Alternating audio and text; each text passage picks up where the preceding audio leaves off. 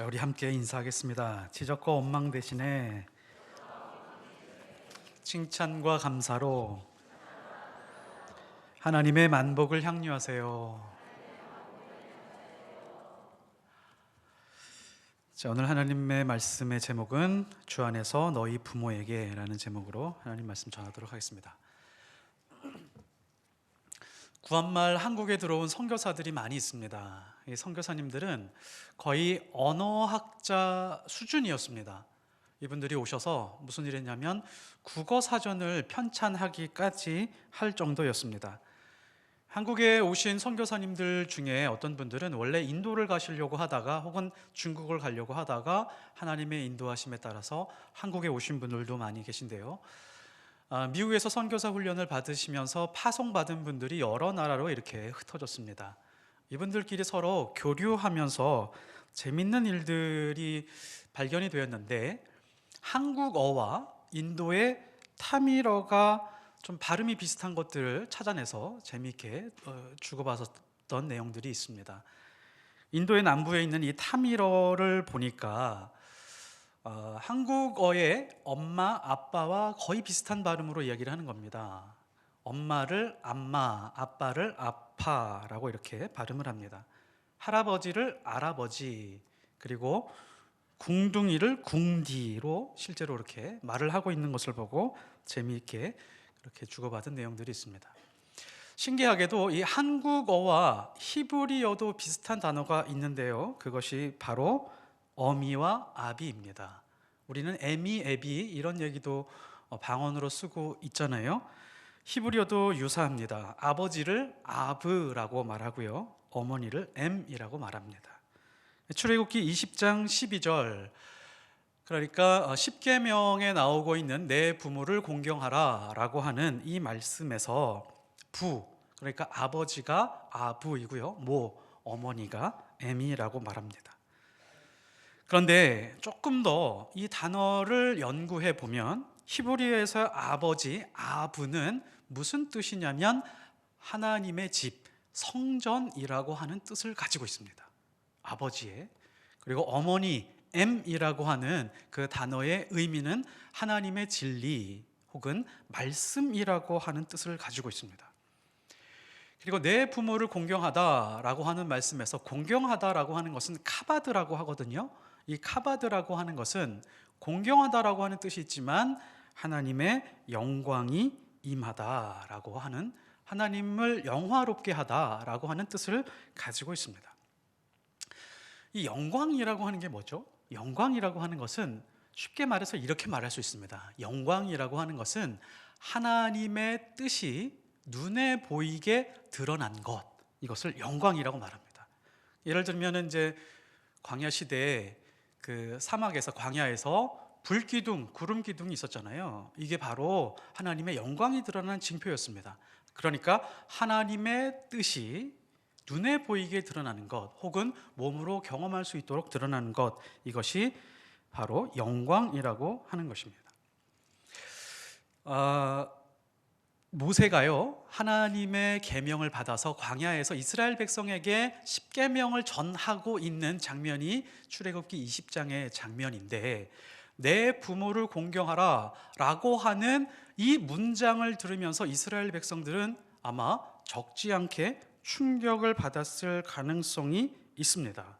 왜냐하면 따로따로 떨어져 있는 단어로 생각을 하면 그렇게 들리지 않는데, 이 문장을 히브리어로 원어로 듣기 시작하면 이렇게 들립니다. 자녀 입장에서 너의 아버지를 하나님의 성전으로 삼았고 너의 어머니를 하나님의 진리 말씀으로 삼았다. 그래서 하나님의 뜻이 눈에 보이게 나타나는 존재가 바로 너희 아버지와 너희 어머니다 라고 하는 뜻으로 들려오기 때문에 그렇습니다.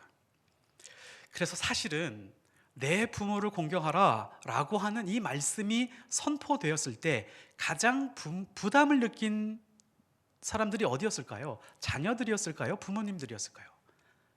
부모님들이 더 큰 무게감으로 느끼기 시작을 합니다. 왜냐하면 내가 아버지라고 하는 존재가 또 혹은 어머니라고 하는 존재가 하나님의 성전과 하나님의 말씀을 받은 수준으로 격상이 되기 때문에 그렇습니다. 한 가정을 이루고 살아가면서 아버지는 기준의 역할을 하는 겁니다. 중심의 역할을 하는 거예요. 하나님을 예배하는 예배자로서의 기준과 중심의 역할을 하고, 어머니라고 하는 존재는 하나님의 말씀이 자녀들에게 잘 흘러갈 수 있도록 정서적으로 사랑을 통해서 자녀들에게 전해주는 존재로 받아들여지기 때문에 그렇습니다. 그래서 이 말씀을 처음에 들었을 때 자녀들이 부담을 가지는 게 아니라 부모들이 부담을 가지게 되어 있습니다. 그래서 출애굽기 이후에 나오는 이 부모들의 존재가 굉장히 중대한 존재로 자리매김되기 시작을 하는데요. 출애굽기 21장 15절에 보면 자기 아버지나 어머니를 치는 자는 반드시 죽일지니라 라고 말합니다. 이게 뭐죠? 부모를 공경하느냐 그렇지 아니하느냐는 어느 수준에까지 갔냐면 우상 숭배하는 수준에까지 이르렀기 때문에 그렇습니다. 하나님은 부모, 어머니와 아버지를 묶어서 이렇게 높은 존재로 올려놓았다라고 하는 사실이 십계명에서 굉장히 중요한 부분입니다. 신명기 27장 16절에도 마찬가지죠. 그의 부모를 경홀히 여기는 자는 저주를 받을 것이라 할 것이요 모든 백성은 아멘할지어다 라고 하면서 모든 백성은 아멘하기 시작을 합니다. 이게 무슨 뜻이죠? 아버지와 어머니 존재가, 그 존재 자체가 하나님의 성전과 하나님의 말씀을 받고 살아가는 사람들이어야 한다라고 하는 것을 강하게 뒷받침해 주고 있습니다. 하나님이 왜 이렇게 하셨을까요? 하나님은 가정을 에덴 동산처럼 만들고 싶으셨습니다. 아담과 하와의 실수가 반복되지 않게 하기를 원하셨습니다. 아버지 된 자와 어머니 된 자가 하나님의 기준으로 올라오기를 원하셨던 것입니다. 이 십계명이라고 하는 것은 이집트를 탈출하고 3개월 만에 이스라엘 백성에게 선포된 말씀입니다. 창세기 2장 24절 에덴 동산에 있을 즈음에 하나님이 이렇게 말씀하십니다. 이러므로 남자가 부모를 떠나 그의 아내와 합하여 둘이 한 몸을 이룰지니라 라고 하면서 부모라고 어머니와 아버지를 그렇게 묶어서 말씀을 하고 난 다음부터 지금 십계명을 받는 광야에 이르기까지 이 기간 동안 한 번도 창세기와 출애굽기를 넘어오면서 부모가 묶여서 말한 그런 대목이 없습니다. 창세기에서 출애굽기를 넘어가는 그 한 장 차이가 400년이고요. 그리고 에덴 동산에서부터 지금 출애굽기에 이르는 이 십계명 받는 이 순간까지 부모의 역할이 나오는 내용이 거의 없다라고 하는 것이죠. 그래서 십계명을 통해서 하나님이 회복하고자 하고 하는 의지가 뭐냐면 에덴 동산에서의 아담과 하와 부부의 모습, 부모의 모습에 대한 기준을 잡는 것이죠. 아담은 하와가 한 말을 듣고 중심을 잡지 못했습니다. 흔들렸습니다. 가정에서 아버지라는 존재를 통해서 아담을 복원하려고 하는 것입니다. 그리고 하와는 뱀의 말을 듣고 하나님의 말씀을 왜곡했죠. 가정에서 어머니라는 존재를 통해서 하와를 통해서 하나님께서 창조하신 그 창조의 의도를 복원하려고 하시는 의도가 숨어져 있습니다.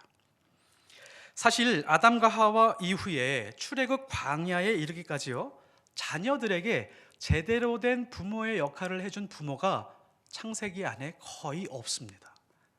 한번 생각해 보십시오. 노아 부부 혹은 아브라함 부부, 한번 부모의 역할을 잘 해줄 수 있는 그 모델들이 있었는지 한번 생각해 보십시오. 아마 찾다가 보면 아마 이쯤 찾아낼 수 있을 것 같아요. 이삭과 리브가 정도.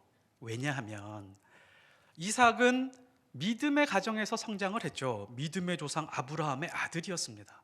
이삭의 믿음은 대단한 믿음이었습니다. 왜 그러냐면 거의 10대 후반, 20대 초반쯤 되었을 때 모리아 산에서 올라가서 나이든 100세가 넘은 그 할아버지가 칼로 내리 찍으려고 할 때 순종하고 있었던 그 믿음, 그 믿음을 가지고 있었던 사람이 바로 이삭이었습니다. 리브가도 믿음의 가정에서 성장을 했습니다. 아브라함이 종을 시켜서 이삭의 아내를 구해오라고 보냈었죠. 보냈는데 거기서 아브라함의 종이 기도하면서 만난 사람이 바로 리브가입니다. 그리고 리브가는 결단도 잘했습니다. 집에 가서 이러이러해서 당신을 데리러 왔습니다 라고 하니까 리브가가 알겠습니다, 여호와의 뜻이 그러하면 제가 이삭의 아내가 되겠습니다 라고 먼 길을 따라서 아브라함의 종을 따라옵니다. 둘 다 믿음이 좋은 사람들이었습니다. 두 사람이 결혼을 했죠. 믿음의 가정을 이루었는데 부모의 역할은 너무 못했습니다. 한번 잘 생각해 보십시오. 믿음의 가정을 이루었습니다. 여호와 하나님을 잘 섬기는 그런 청년과 처녀였습니다. 그런데 아버지 이삭은 에서만 사랑했습니다. 어머니 리브가는 야곱만 사랑했습니다. 편애의 골이 굉장히 깊었습니다. 야곱에게도 상처가 있었고요, 아버지에 대한 상처가 있었고 에서에게도 어머니에 대한 상처가 있었습니다. 에서는 엄마의 사랑을 못 받으니까 반항심인지 어쩐지 모르겠지만 가나안 여인들하고 무분별하게 결혼을 해버립니다. 남자는 어머니를 잘 만나면 여성의 힘이 무엇인지를 알게 됩니다. 이삭도 아버지 아브라함처럼 자녀들의 결혼에 크게 신경 쓰지 않았었던 것 같습니다. 그냥 남자답게 잘 자라면 되지, 족장의 리더로 성장하면 되지. 아브라함이 자기 아들을 결혼시키기 위해서 열심히 기도하면서 준비한 것처럼 이삭이 그렇게 하지 않았습니다. 남자에게 남성상은 아버지가 전부입니다. 어릴 때는 특히 더 그렇죠. 아버지에게 인정받지 못하고 격려받지 못하고 성장하는 아들은 자기 인생을 당당하게 펼치는데 시간이 오래 걸립니다. 아버지는 아들을 인정해주고 격려해주는 사람이어야 됩니다. 아버지가 인정을 공정하게 해주지 못하면 자녀들이 방향을 잡는 데 시간이 오래 걸리죠. 그래서 아버지는 집에서 기준과 중심의 역할을 해주어야 됩니다. 마치 성전같이 흔들리지 않는 존재로, 믿음으로 흔들리지 않는 존재로 중심과 기준을 잘 잡아야 됩니다. 야곱은 아버지 사랑에 대한 굶주림이 있었습니다. 야곱이 장자권을 사려고 어머니와 꾀를 냈잖아요. 이것은 어떻게 보면 집착에 가까운 것입니다. 사실 장자권이라고 하는 것이 사고 팔 수 있는 것이 아닙니다. 엄마 리브가가 염소 새끼 2마리로 아버지 이삭의 입맛에 맞게 요리를 해서 들여보내려고 합니다. 그때 야곱이 주저합니다. 창세기 27장 12절에 보면 한번 잘 보십시오. 아버지께서 나를 만지실진데 내가 아버지에게 속이는 자로 보일지라 저주를 받을까 하나이다. 야곱이 잘 보십시오. 아버지가 자기를 만질 거라는 거예요. 이거 굉장히 가슴 아픈 이야기입니다. 어릴 적부터 남자답게 생긴 이 에서만 보면 이삭이 아버지로서 너무 자랑스러웠던 것 같습니다. 점점 등치도 크고 근육도 있고 크면서 리더십도 있고 남자다운 그 모습을 보니까 너무 자랑스러운 거예요. 든든한 겁니다. 그래서 몸을 막 만졌죠. 그리고 에서는 털이 많았습니다. 가슴에 막 털이 막 이렇게 나는 것을 보고 만지면서 자랑스러워했겠죠.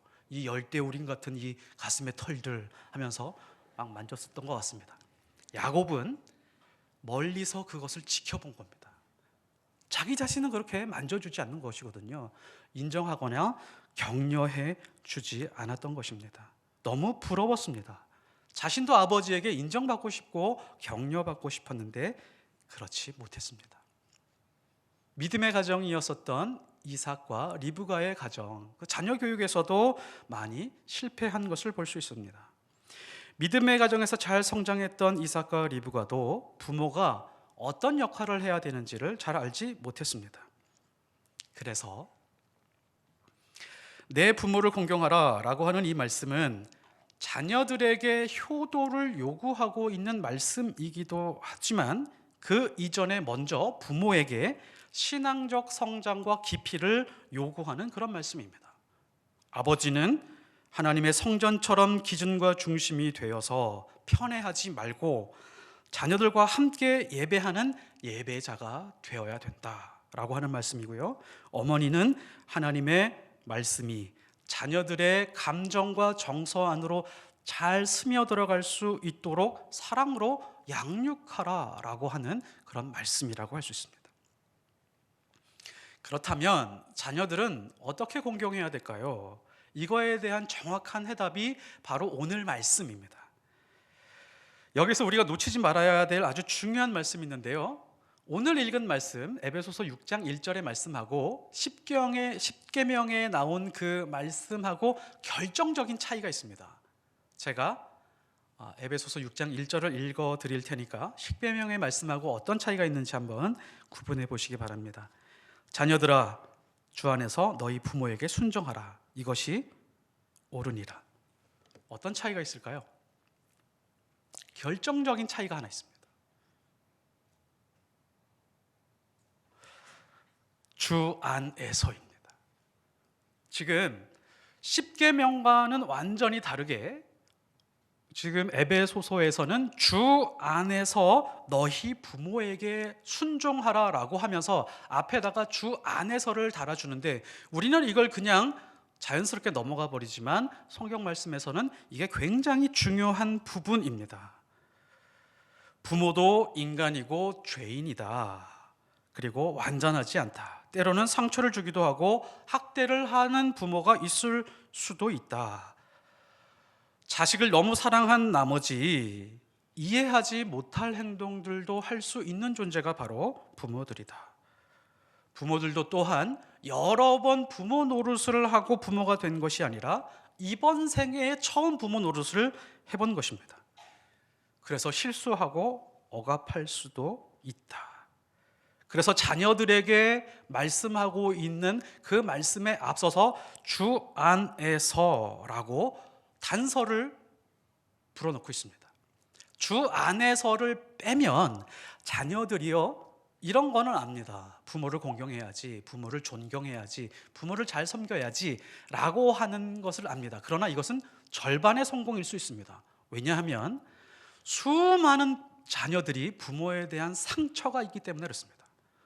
어릴 적 억압받았던 상처, 어릴 적 무언가 힘들게 했었던 그 상처들이 부모와 자식 간에 가지고 있는 사람들이 생각 외로 많이 있습니다. 제가 청년 사역하고 청소년 사역을 하면서 개인적으로 1대1로 만나봤습니다. 어떤 아이들은 2번, 3번도 만났고 개인적으로 만났는데 대부분 80%에서 90% 이상이 부모와 좋은 관계가 아닌 것을 알 수가 있었습니다. 그래서 자녀들이 오늘 말씀에서 새겨야 될 것은 자녀들아 주 안에서 너희 부모에게 순종하라 라고 하는 이 말씀에서 주 안에서가 굉장히 중요합니다. 주 안에서가 무슨 뜻이죠? 십자가의 능력으로 하나님이 너에게 부어주신 그 사랑과 은혜를 가지고 부모를 바라보라는 것입니다. 예수 그리스도의 십자가를 통해서 아버지를 보고 예수 그리스도의 십자가를 통해서 어머니를 보라. 아버지와 어머니, 나를 키워주신 그 역할이나 경험으로 보는 것이 아니라 주 안에서 부모를 바라보게 되면 하나님이 세우신 존재 그 자체로 볼 수 있기 때문에 그렇습니다. 그리고 또 중요한 것이 있죠. 지금 오늘 자녀들에게 요구하는 것이 순종과 공경입니다. 부모를 대상으로 순종하고 공경하라. 자, 이것을 잘 보십시오. 자녀들이 이 말씀을 받아서 어디로 들어가냐면 주 안으로, 예수 그리스도 안으로 들어갑니다. 예수 그리스도 안으로 공경과 순종이 들어가게 되면 또 다른 신앙적 태도가 나오는데 그것은 무엇이냐면 부모를 용서하게 됩니다. 너희 아버지와 어머니를 주 안에서 용서하라. 그러면 사랑하게 되고요. 그러면 순종하게 되고 그러면 공경하게 됩니다. 마음에서 부모에 대한 용서가 없으면 그 가정은 하나님의 은혜가 흘러가기가 어렵습니다. 큰 장애물을 만난 것과 같습니다. 교회 안에서는 아주 풍성한 신앙의 교제를 나누고 기도의 응답도 있지만 가정 안에 들어가면 이상하게 신앙과 믿음이 식어버리는 경우들이 있죠. 왜냐하면 부모가 자식을, 자식이 부모를 용서하지 못하기 때문에 그렇습니다. 조선시대 태조 이성계와 아들 이방원의 관계를 한번 보십시오. 아버지와 아들의 관계가 심하게 어그러졌습니다. 1차 왕자의 난, 2차 왕자의 난이 있었습니다. 특별히 서자를 세자로 세우려고 하는 그런 사건이 있었을 때 이방원이 화가 나버렸습니다. 그래서 서얼금고법을 만들었습니다. 서자와 얼자들, 첩과 혹은 종의 아들들이 관직에 오르지 못하게 했을 뿐만이 아니라 아버지를 아버지라고 부르지 못하게 만들어 버렸습니다. 육신의 아버지, 혈육의 아버지를 아버지로 부르지 못하게 만들었습니다. 그게 바로 홍길동전이죠. 한 가정에서 부모 자식 간의 관계가 깨지니까 조선 왕조 500년 동안 이 서얼금고법 때문에 많은 인재들이 사장되는 일들이 비일비재했습니다. 맺힌 관계가 풀어지지 않으니까 집안의 저주가 나라의 저주가 되는 그런 사례가 발생한 것이죠. 관계를 푸는 방법은 용서입니다. 하나님의 은혜가 가정에 넘치게 하는 비법은 자녀가 부모를 용서하고 용서가 가정 안에서 흘러 넘칠 수 있어야 됩니다. 어떻게 해요? 예수 안에서, 주 안에서. 자, 이게 쉬운 일이 아니죠. 가정마다 피눈물 나는 상처들이 있기 때문에 그렇습니다. 쉽지 않습니다. 그래서 예수 안에서, 주 안에서라고 하는 말씀은 십자가를 바라보는 말씀하고 똑같습니다. 십자가를 바라보면서 용서의 능력을 구하라. 약한 치매가 오신 아버지, 80대 되신 아버지와 50대 초반의 아들이 있었습니다. 대청마루에 두 부자가 앉아 있었는데요. 창가에 까치가 날아와서 앉았습니다. 아버지가 이렇게 묻습니다. 얘야, 저게 뭐냐? 그러니까 아들이 저거 까치예요. 가만히 있다가 아버지가 또 묻습니다. 얘야, 저 새가 뭐냐? 아버지 금방 말했잖아요. 까치라니까요. 고개를 끄덕끄덕거렸습니다. 또 조금 있다가 아버지가 또 묻습니다. 얘야, 저게 뭐냐? 아이, 벌써 몇 번째 얘기하는 거예요. 까치라 그랬잖아요. 까치. 그러면서 문을 닫고 들어가 버렸습니다. 시간이 좀 지났습니다. 아버지가 돌아가셨습니다. 아버지의 유품을 정리하던 아들이 아버지의 일기장을 보게 되었습니다. 그 일기장에는 이런 글귀가 써 있었습니다. 3살짜리 내 아들과 대청마루에 마주 앉아 있었다. 마침 창가에는 까치 한 마리가 날아와 앉았다. 호기심이 많은 3살 아들이 나에게 물었다. 아빠, 저게 뭐야? 얘야, 까치란다. 아들은 또 물었다. 아빠, 저게 뭐야? 얘야, 까치란다. 아들은 묻고 또 묻고 내 아들은 연거푸 23번이나 물었다. 얘야, 까치란다. 나는 23번 까치라고 답을 하면서 내 마음이 왜 이리 즐거운지 몰랐다. 같이 살아가는 내 아들이 너무 귀엽고 사랑스러워서 품에 꼭 안아주었다. 아버지가 고작 3번 물어봤을 뿐인데 화를 버럭 낸 아들은 아버지의 옛날 일기장을 읽어본 후에 못내 울음을 터뜨리고 말았습니다. 부모는 나이가 들어갈수록 뇌 기능이 약해지는 것이 사실이고 현실입니다. 반면에 자녀들이 가지고 있는 고질병이 하나가 있는데요. 부모님이 쏟아부어 주신 사랑에 대한 기억 상실증이라고 하는 것입니다. 나중에 알게 되죠. 자식을 키워보고 나고 부모를 떠나보내고 난 다음에야 자식들은 알게 됩니다. 아, 나에게도 이렇게 많은 사랑을 쏟아부어 줬었는데 내가 기억하지 못하고 있었구나. 그때 후회해도 늦게 되는 거죠. 인간이 그렇습니다. 하나님에 대한 사랑과 부모에 대한 사랑에 대한 기억 상실증, 이것이 바로 인간이 가지고 있는 치명적인 질병입니다. 그래서 우리가 부모를 바라볼 때 예수 안으로 들어가야 됩니다. 예수님이 우리에게 주신 그 사랑이 있잖아요. 그 사랑으로 부모의 사랑을 보고 부모는 예수 안에서 자녀들을 바라보아야 될 것입니다. 예수 안에서 아버지는 하나님의 성전의 역할을 회복할 수 있습니다.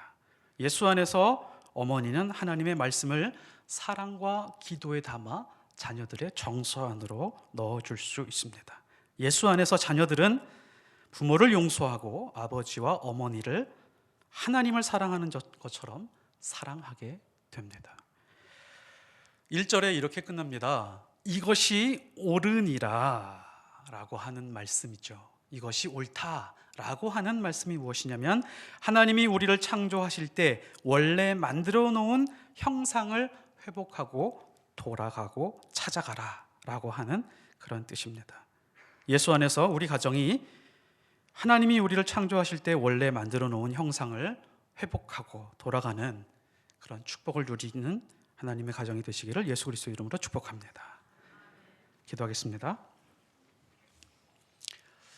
하나님 아버지, 하나님이 이 땅에 저희들을 자녀로 태어나게 해주셨고 또 부모의 역할을 하게 해주셨습니다.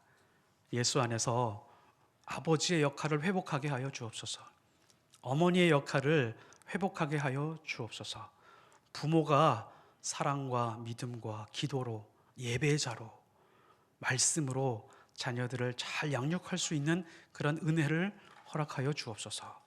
이미 장성한 자녀들에게 그동안 잘 해주지 못했던, 믿음으로 잘 양육하지 못했던 것이 있다면 용서를 구하게 하시고, 자녀들은 부모님이 쏟아부어 주셨던 그 넓고 큰 사랑에 대한 기억 상실증에 걸려 있다면 예수 안에서 부모를 용서하고 부모를 더 사랑하며 하나님 섬기듯이 그렇게 부모를 섬겨갈 수 있는 우리의 믿음과 사랑이 될 수 있도록 주님 도와 주옵소서.